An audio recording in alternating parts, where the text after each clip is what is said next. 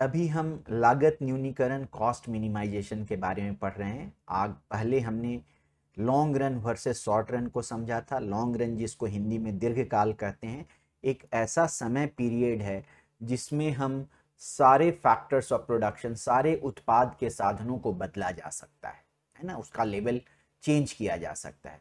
जहाँ लघु काल या शॉर्ट रन वो पीरियड है जिसमें कम से कम एक फैक्टर ऑफ प्रोडक्शन को, एक उत्पाद के साधन को नहीं बदला जा सकता है ना। तो अभी हम देखेंगे कि ये जो लॉन्ग रन होता है और शॉर्ट रन होता है, ये कॉस्ट मिनिमाइजेशन को कैसे अफेक्ट करता है। तो अभी तक हम पढ़ते आ रहे हैं कि कॉस्ट मिनिमाइजेशन का प्रॉब्लम जो है वो है minimise W1 X1 plus W2 X2। इसको हम लोग X1 और X2 के सापेक्ष में परिवर्तन करना है और हमें चाहिए कि कम से कम हम Y का उत्पाद कर सकें, है ना। अगर X1 और X2 दोनों कॉस्टली है, इसका मतलब W1 और W2 दोनों महंगा है, तो हम उस केस में Y से तो ज़्यादा कभी उत्पाद करेंगे ही नहीं, क्योंकि Y उत्पाद करने से हमारा काम चल जाएगा और ज़्यादा उत्पाद करने के लिए हमें ज़्यादा X1 और X2 की ज़रूरत होगी, दोनों ही महंगे हैं, तो हमारा कॉस्ट मिनिमाइजेशन वहाँ पे नहीं हो पाएगा। कॉस्ट मिनिमाइजेशन करने के लिए हमें Y के लेवल पे आना है। अच्छा, यहाँ जो फैक्टर है, दो इनपुट्स हैं, दो फैक्टर हैं, दो साधन हैं उत्पादन करने के लिए, 1 एवं 2। जब हम ये प्रॉब्लम लिख रहे हैं तो हम दोनों X1 को और X2 दोनों को बदलने को तैयार हैं। तो द वे हम लोग लिख रहे हैं प्रॉब्लम, ये है cost minimization in long run, in long run, है ना। ये क्योंकि हम दोनों को बदल सकते हैं। अगर मान लीजिए कि X2 को शॉर्ट रन में बदला नहीं जा सकता है और X2 के लिए हमारा वैल्यू ऑलरेडी X2 नॉट पे फिक्स है, तो शॉर्ट रन में हमारा प्रॉब्लम बदल जाएगा। क्या हो जाएगा? Minimum of X1 W1 X1 plus W2 X2 naught such that F X1 X2 is equal to Y। अब यहाँ X2 तो ऑलरेडी X2 नॉट के बराबर है, तो यहाँ भी हम X2 नॉट लिख देंगे। तो अगर X1 और X2 नॉट मिलकर के Y प्रोड्यूस कर रहे हैं, तो यहाँ जो हमें प्रॉब्लम मिल रहा है, अगर X2 नॉट फिक्स हो गया तो X1 भी ऑटोमेटिकली फिक्स हो जाएगा, है ना। आप एक एग्जाम्पल लेके देख लीजिए, जो हमारा कॉब डगलस वाला था, X1 to the power A X2 naught to the power B is equal to Y।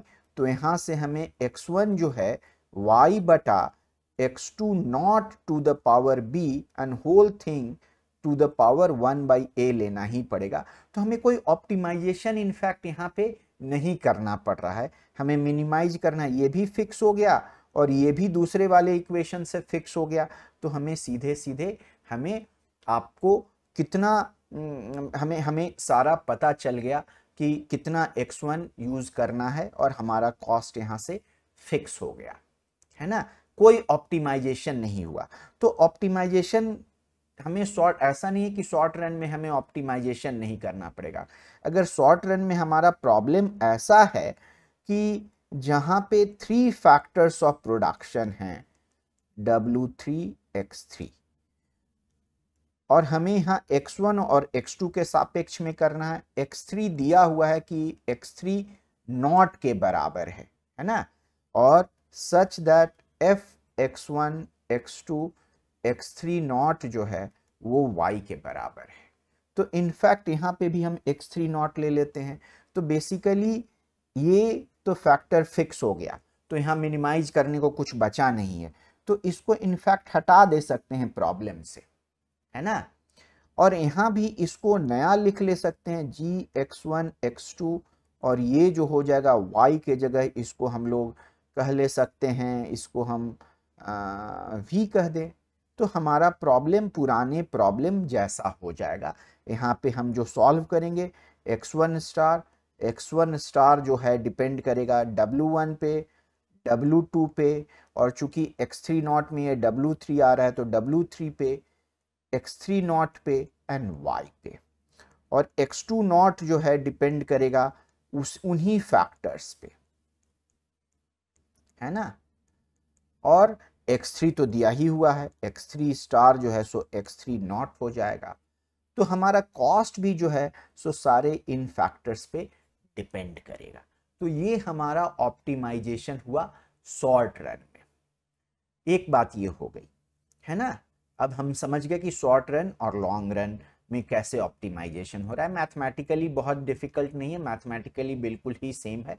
अब थोड़ा इसको हम लोग कॉन्सेप्चुअली समझने की कोशिश करते हैं कि कॉन्सेप्चुअली क्या है हमारा, कि लॉन्ग रन में आप जितने फैक्टर ऑफ प्रोडक्शन हैं, 1 2 3 n जितने भी हैं सबको वैरी कर सकते हैं।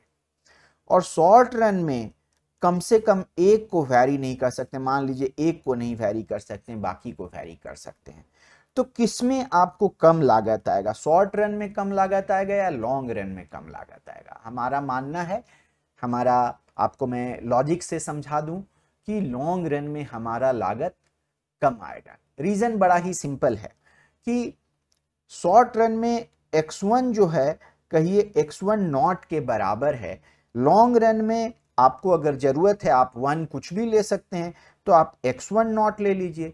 जब आप x1 नॉट ले लिए और यहाँ जो वैरी कर रहे हैं यहाँ भी आप वैरी कर रहे हैं, तो आपको कम से कम शॉर्ट रन में जो कॉस्ट लग रहा है वो कॉस्ट तो लॉन्ग रन में मिल ही सकता है।